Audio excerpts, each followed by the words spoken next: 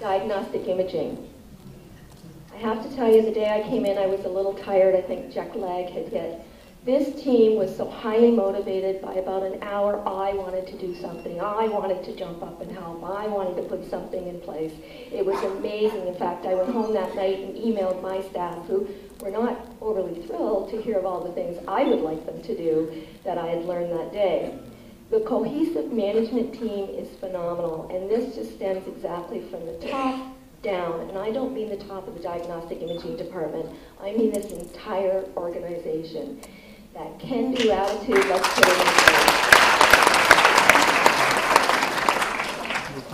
Efficiency, I think that's equal to diagnostic imaging. In fact, if you looked in a dictionary, that's what the word would be.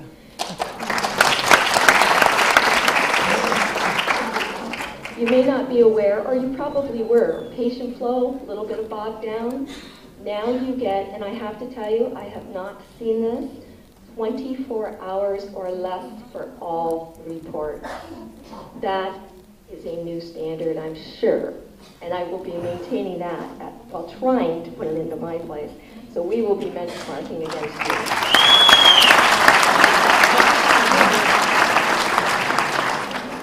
Again, some areas of enhancement. Phase 2 rollout. You're set up for it. Away you go. I think you should take it and go. I think it'll make a huge world of difference for you, and even possibly gain some more efficiencies, which now I may have to come back to take a look at. Point of care testing, Connect with Lab on that. We've had a discussion on that. You may not be aware, but they actually come in and test in the diagnostic imaging to make sure no one has an allergic reaction with contrast. Again, patient-centered to the point. Skilled sets, as you move forward, and I'm going to use this right through for all the support services, as you move through and build more technology and everything else, you need to have the appropriate skill sets. So again, take a look at the current skill sets and where you want to go to the future. I will say this for not only diagnostic imaging, which right now with your MRIs and your CTs and the ultrasounds, you really are expanding that service. You need to ensure that you've lined it. But I also want to mention too, within the laboratory services as well as transfusion medicine. And again, I want to thank you so much. I have learned so much. It was an absolute privilege to see a highly functioning support services.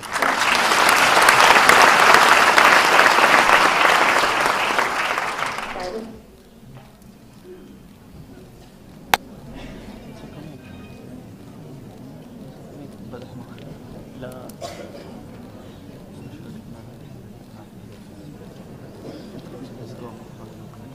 You know, the reason we do what we do, my team and I, is because we are committed to quality and safety.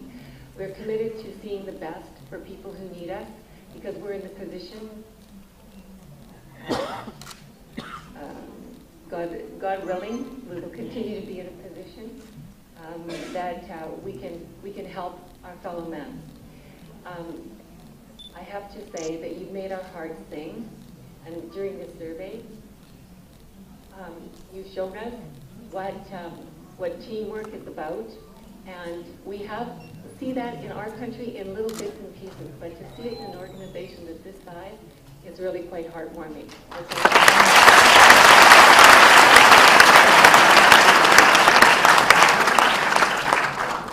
Okay, back to business.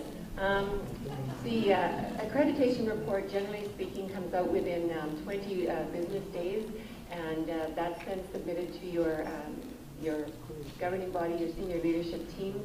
Then there is a follow-up conference, teleconference with the organization where the accreditation report is reviewed. There is feedback received from the organization, and then there's a discussion about action plans for the future. We would like to acknowledge again the quality department helped me with that. The tremendous work and effort that the staff and the service providers have done in preparation for the visit, and for which I know that you will be continuing. We'd like to thank your clients and their families for sharing their stories and for allowing us to participate in their lives during the time that we were here. I'd like to thank my team for being such a great team and being so working through jet lag and working long hours, and I think you've done a great job. Thank you.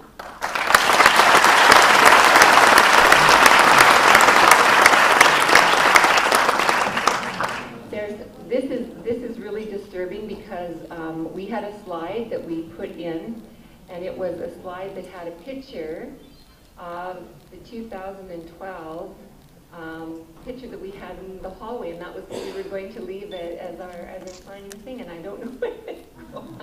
I needed Louis Massoud to help me with that. I didn't have it. So, again, thank you very much, and good luck to you in your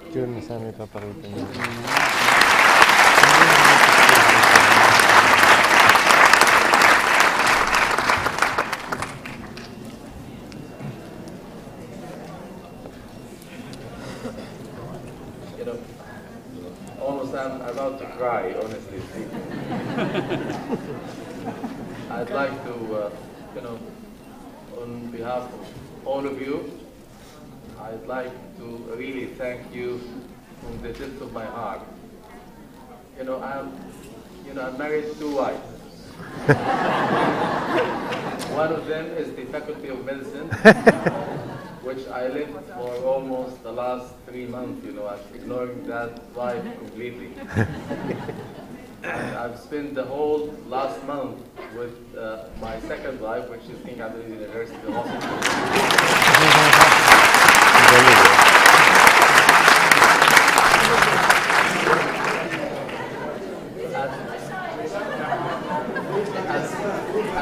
At this stage, I'm, already addicted to this place, and I don't know how I'm going to go back next week to the first life.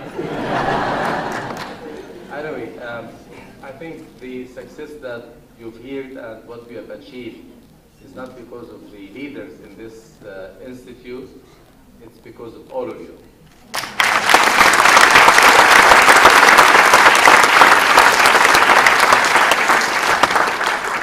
Honestly, we were just trying to lead this ship in the right track, and alhamdulillah, you've helped us tremendously a lot to be in the right track, and you've achieved, you remember when we were talking about that we are looking for diamond, we don't look for anything less than that, and I guess from what I've heard, you will get the diamond.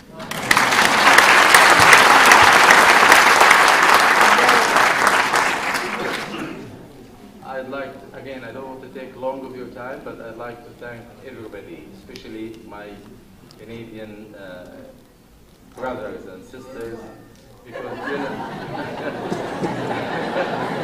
well, to be honest with you, Canada is my second home, and I love Canada, not only me, but all my family and my kids, and because they are grown in Canada, and one of them are going to join University of British Columbia next year to complete what his father is doing, and he's mimicking his father. Anyway, I'd like to thank, special thanks to Amal Bouclain, to Amr Hebshi.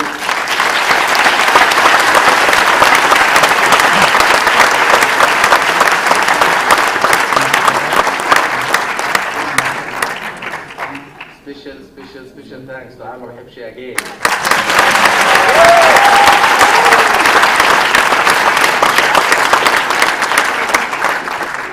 As you've heard that he's young in his age, but he's a leader in his efficiency. And I'd like to thank again, all the respected leaders in this institute, Saeed Al-Ghamdi,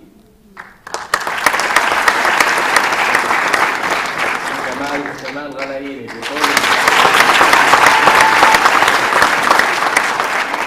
tallest guy in this institute. And of course, so many.